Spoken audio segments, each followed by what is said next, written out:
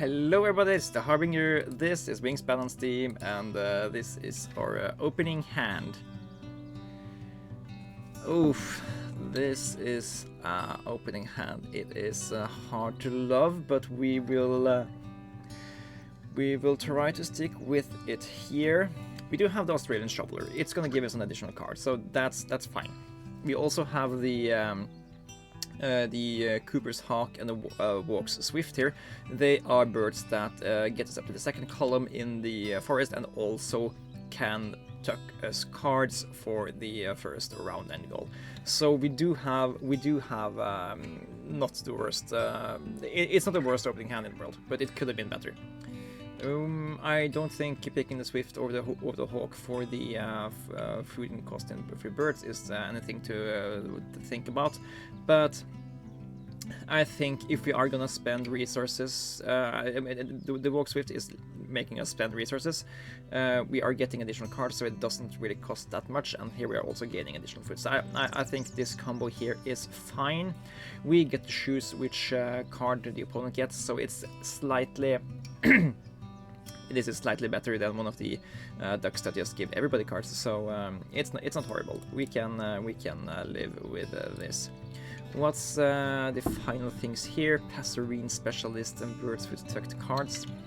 Neither of those are particularly the stuff I'm particularly fond of, but I guess we go Citizen Scientist here. Should be easy enough to maybe get enough birds with tucked cards.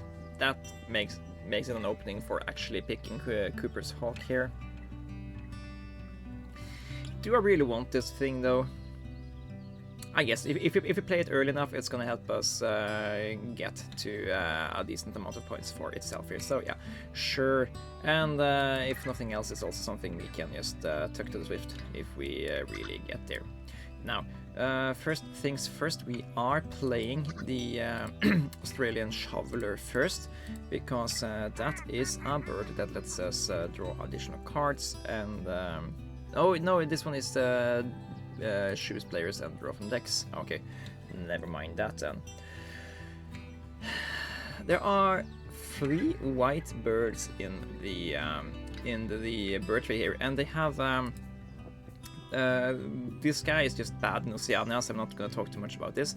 Stubble quail is really good for converting food to eggs, so it's a very good tempo bird for the early games. We don't have to activate the grasslands as many times, and the Monella's eagle is a really good bird for finishing off the game by getting loads of points in the final thing. So I love both of these cards here. They are not gonna be played immediately, but we can certainly get it after a while. Now, the Monella's eagle really wants us to have bonus. Ooh, thank you for the egg. It really wants us to have bonus eggs cards at the end of the game. So we are enticed to play to draw a little bit more cards than we already are, and we also tucking cards to the Walk Swift. So we have lots of reasons to to draw more cards. Opponent is also dumping a lot of eggs on us, so we aren't struggling to play out the stubble quail ASAP. But you know, it's still a good bird to give us tempo, since we are generating a lot of food here. So I don't really know what we're doing here. How is the second column here is spend a food to reset bird feeder. Ooh, yellow rumped robber, hello. Let's take 2 nectars here, and I'm guessing we can spend those. Gonna take out the reed robber because it's not gonna be too helpful for us with what we're doing here. And yeah, we have 2 more birds there that can help us tuck. But we still need to find a little bit more. So this guy can help us with that. It can also help us filter out cards we don't want to play. So I think we're gonna pick that. Scaled quail, not the best thing in the world. I mean, these two birds, they are good. It's just that we are getting 3 eggs from the opponent, and we are planning to play this double quail, so we aren't gonna need them for that. Then I think we're gonna play out the Cooper's Hawk here, because we're gonna need a few attempts to make this guy actually tuck cards here. And I think we're also gonna play out the Laurent Robber here. And now we should be a lot closer. We can cycle these cards around to pick up cards we much rather want. What is the opponent doing? They're like giving me 3 eggs every turn. Have they not done anything remotely useful? They have a raven here, and they are just going to the forest for. So it's like, this is like a thing I like to think about. Princess Stephanie's Astaferia in the forest gives you access to 2 food dice and a single egg, but you also give an egg to the opponent. So if there are 2 nectars here, you get 2 wildcard foods and you get an egg. Here you can also gain 2 eggs, sacrifice 1 egg for 2 wildcard foods. So we end up with 1 egg and 2 wildcards.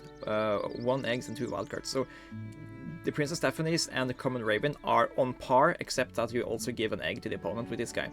Every bird you can play in the forest that gives you an egg basically is the same power level as a Common Raven in the Grasslands when you play it in Oceania. And that's basically why these guys usually fall off in Oceania compared to the base game. Of course, you need to play with people that properly know how to evaluate those cards for that to be like that, though. Anyway, let's pick up some more cards here, so we have more stuff to maybe talk to our guys. We don't want to take food this turn because we want nectars, and nectars spoil at the end of round, so we don't want to play this guy without getting all of that food action out of it. Now we could just go here a few times, but I'd love to get access to the 3rd dice before we're doing that. So this might be a decent spot to play the Bonelli's Eagle, just to get access to that. Yeah, I think it's a decent play. I don't want to use either of these birds for it, and I don't think I want to play the Lincoln Sparrow or the Horserus Bronze Cuckoo there either. So that's the play we are going to make. We are tucking the Killdeer, Inca Dove, maybe not the Inca Dove, the Killdeer, the Scaled Quail, and the Lincoln Sparrow. We are, I guess the Killdeer is a maybe play for the future. So let's just keep these guys here and eat some of these eggs.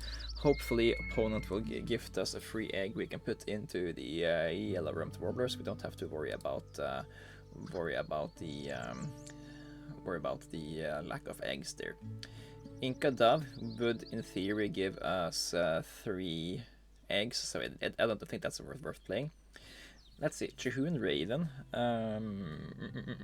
Yeah, we have access to kill their Raven build, but we don't have anything else here, and we have spec'd our engine for a good forest, so I don't think it's correct to transfer to this, even though it looks enticing from our point of view now. So let's pick up foods here and tuck the Killdeer to pick up the King Rail probably. And we don't care about that thing, so it's very nice tucked there. And now we have 4 tucked cards here. Let's also tuck the Inca Dove to gain another food. And we are closing in on playing out this double quail. Yes, thank you for that. Let's draw some more cards so we can go in the forest again.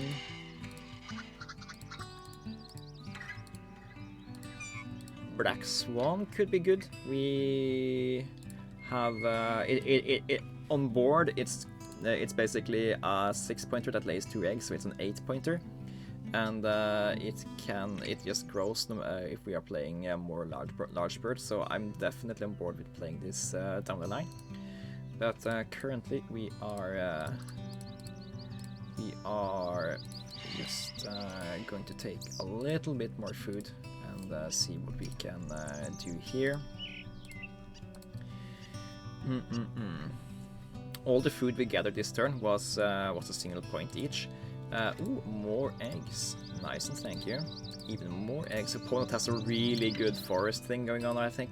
They have both the noisy miner and the Stephanie's as the fairy here. That means they are getting 2 food, tucking a card, getting 3 eggs every time they go to the forest. Damn, that's powerful. Powerful tempo stuff.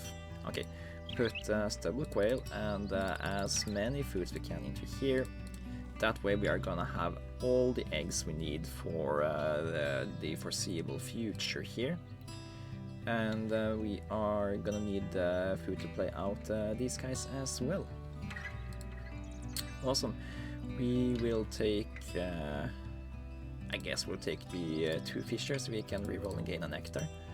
Then we will tuck the pipit to draw whatever, and we will go there. That didn't work, but we'll tuck you and gain another vertebrae. And we do the king braille first, just so we will know what kind of bonus cards we have to work with. And yeah, I guess we put you there, and see what pops up here. We have the falconer or the behaviorist. This guy is already worth 4 points for us, so we're already leaning towards the guaranteed points. This one is usually hard to make happen, and in theory we could gain 12 points from that, but we already want stuff that took cards for citizen scientist, and falconer. A lot of falconer cards also took cards, so looking forward to try out these combos here. Sure, let's just lay some eggs there. And we are very much in need for food costs of vertebrates, but you can easily catch up on that, so we don't need to think that we are very much ahead. And the opponent is gaining a lot of eggs and points here. How are they doing? They don't have the egg space to support what they are doing though, so we don't need to worry too much about that. Let's play our game and let the opponent play their game, and in the end we're gonna see who comes out on top. This is a 9-pointer, eager to play that. Let's discard some eggs just to have more stuff to do, because we are very much spending these cards. We can spend them back over here to gain more eggs back. We can let's spend these cards to gain more nectars, so we can draw more cards with nectars down the line. Do this. Pirate crossbill. Another point. Take you. I think we. Oh, thank you. I think we play out the Black Crown Knight turn here. So, yeah, the opponent is gifting us too many eggs that we don't really need to lay eggs ourselves. It's. I wouldn't say it's annoying, but it's really gonna inflate the number of points we have, and it's gonna be really hard to see whether or not the points we have are because we did something smart, or if it's just the opponent gifting us free stuff.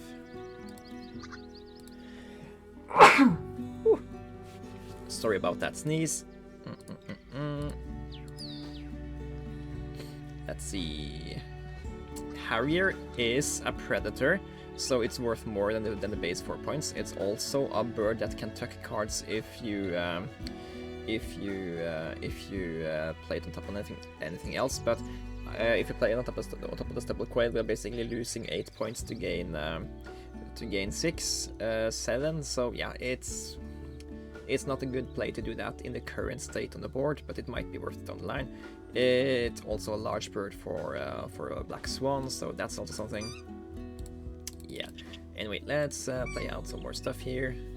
I should have eaten these eggs, but since these eggs over here can be used for the black-crowned night heron. Anyway, let's just draw some cards here and see what we can do in the last round and when we want to play a lot of birds.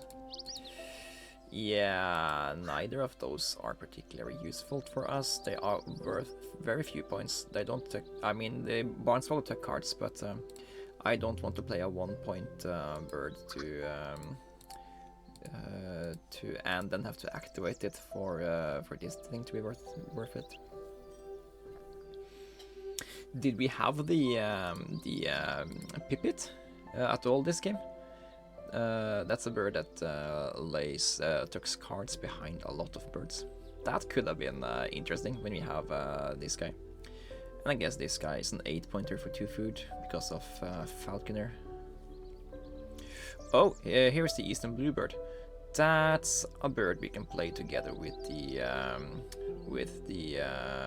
Montagu's harrier, because we play this bird, then we then we play that bird on top of that bird, and that's basically like playing that bird, but also getting the effects. So yeah, let's do that. Pick up some foods. I guess we can take food while thinking of maybe playing out that guy as well. Taking another nectar. Let's see. Tuck this guy. Pick up the eastern bluebird. Look at that thing. Get to tuck it for free. Nice. Do that. Okay. It's a shame to waste this combo on a 4-point bird. It's much better to use that on one of the 1-point birds that also lets you play another bird. So gonna save the combo just a little bit here. Play out the black skimmer first, because there is a world where because it's not really that much better to spend this guy than to spend that guy. There is a world where we can pick up play another bird while going through the forest or something.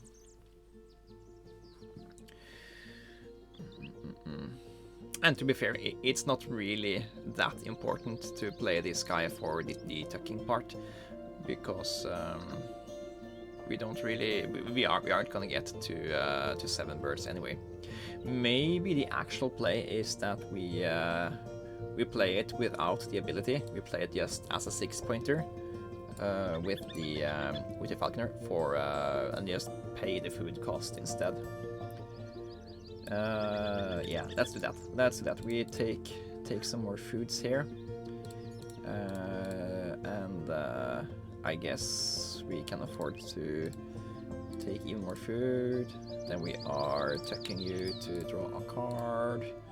Pacific Black Duck. Yeah, I don't know about that thing. So you are getting tucked.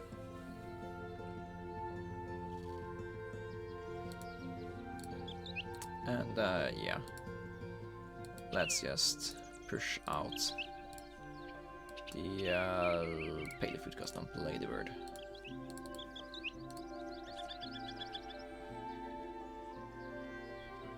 I usually never actually use the when played ability on these guys, because they are very rarely worth actually playing, because you also lose out all the stuff you have here. It's just like when Falconer and Citizen Scientist stuff are maybe helping you get another tier of the bonus card stuff, they can be worth it, but yeah, sacrificing the Eastern Bluebird to play the Harrier here would have just been straight up losing 3 points. So yeah, glad we reconsidered doing that. And for now, it's just how can we get the most amount of points in our final turn here. We can activate here, maybe gain 1 fish. That's bad. We can go here, get up to 4 eggs. That's good. We can go here, we can tuck 1, 2, 3 cards at most, so this is the best thing we can do, sacrifice the cards at hand, because food is tiebreak in a game where we tie scores, so we will rather spend cards at hand than food. Alright, this is the final round then. How did we measure up for total points? I forgot about that. Did I mess up? I did not mess up. All of the actual birds, all of the birds that can receive eggs now have egg space. Okay, so that's 5 additional points on the black swan. Alright, we win the nectars, we got quite a few points from round angles, and yeah, I think this should be a pretty good game here. We played lots of high-scoring birds, we got lots of good synergies, 55 around here, that usually bodes well. And yeah, we had good bonus cards, we had good running goals, we had good eggs, we had 19 eggs. Yeah, of course. I was like, we almost never laid eggs. How did we have so many? So, like, the opponent just gave us so many free eggs over the course of the game. So this 139, it's way too inflated to be taken seriously as a really good score. But then again, it is a really good score, but not nearly as good as we should take credit for. I think we should take this down maybe 15 points based on how many eggs we got for free from our opponent there. So, but on the board it's still a 139. We beat the opponent by 50 points, and that's also worth something. And yeah. I'd like to say that the Aussie Shoveler and the Walks Swift looked like a bad hand from the get-go, because I didn't couple up how the Swift and Shoveler could very well work together at first.